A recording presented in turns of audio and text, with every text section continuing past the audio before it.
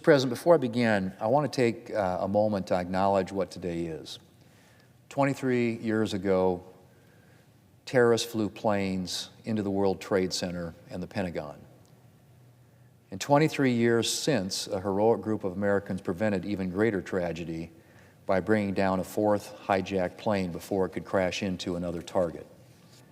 As on every September 11th since that black day, we remember the heroes who rose up at the World Trade Center, at the Pentagon, and in that bare field near Shanksville, Pennsylvania. And we mourn all those who were lost. My prayers, as always, are with the families of all those who still grieve their fallen loved ones, and with all those whose calling is to respond to danger and stand between us and terror. Mr. President, there's been a dizzying amount of change in the Democrat Party over the past couple of months. First, and obviously, there was the replacement of President Biden with Kamala Harris on the ticket. Democrat voters who had gone to the polls in the primaries and cast a vote for President Biden were informed that, in fact, the delegates that they had chosen would be supporting Vice President Harris instead. That was a big change, Mr. President, but not the only one. There's also the new Democrat nominee's attempt to reinvent herself.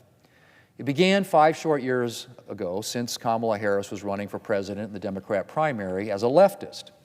She endorsed, among other things, a ban on fracking, taxpayer-funded gender reassignment surgeries for detained immigrants, decriminalizing drug possession, decriminalizing illegal border crossings, mandatory buyback of certain guns, and I could go on.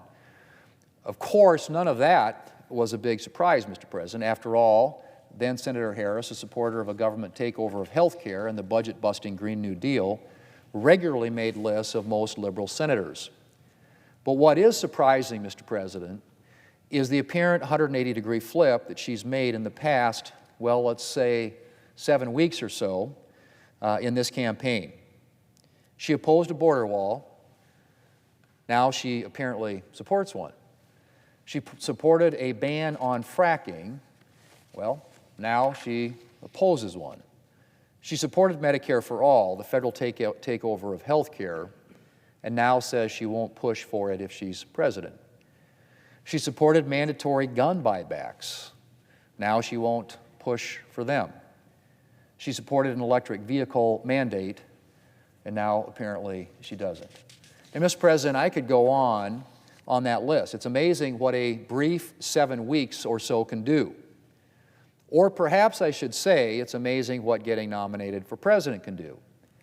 But it seems that despite her apparent move to the center, progressive voters should not be alarmed. A far-left compatriot of the vice president's, the senior senator from Vermont, whose Medicare for All government health care takeover she co-sponsored, was asked on Meet the Press last weekend whether he thought Vice President Harris was abandoning her progressive ideals. No, he answered. I don't think she's abandoning her ideals. I think she's trying to be pragmatic and doing what she thinks is right in order to win the election. I think she's trying to be pragmatic and doing what she thinks is right in order to win the election. Well, nothing like saying the quiet part out loud, Mr. President. I suspect he's right, and I suspect that one of the Senate's most liberal senators would quickly become one of the nation's most liberal presidents. And I think it's fair to say we've gotten a taste over the last 4 years of what government with Kamala Harris looks like. And so far, it mostly looks like a historic inflation crisis, a raging border crisis, and uncertainty on the global stage. And when I say the past 4 years have looked like a historic inflation crisis and a raging border crisis, I do mean the past 4 years. Inflation started spiking within 2 months of President Biden and Vice President Harris taking office, thanks in large part to Democrats' American Rescue Plan spending spree, a spending spree, I might add, for which Kamala Harris cast the deciding vote. And almost 4 years later, inflation is still above the Federal Reserve's target inflation rate. Americans are now paying a staggering $13,000 more a year just to maintain the same standard of living they enjoyed when President Biden and Vice President Harris took office. $13,000. Vice President Harris recently said in her speech at the Democrat National Convention that her administration would work on lowering the cost of everyday needs like groceries. Well, Mr. President, why hasn't she tried that already? She's not an outsider coming into office. She's been in office for the past 4 years.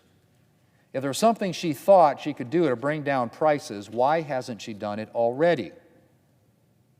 And Mr. President, Democrats' nearly 4-year inflation crisis has been matched by the Biden-Harris border crisis.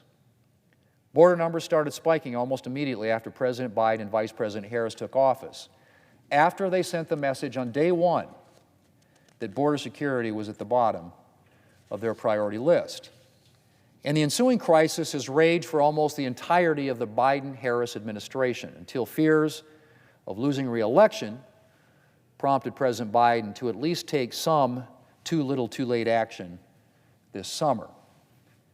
Mr. President, I could go on and talk about the Biden-Harris administration's disastrous withdrawal from Afghanistan or the deep uncertainty on the world stage that has characterized their tenure. Because I'll also talk about the ways that they are putting us on track for an energy crisis.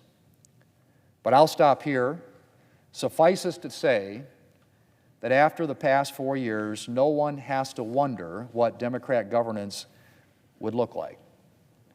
And I hope our country and American families will be spared another 4 years of it. Mr. President, I yield the floor.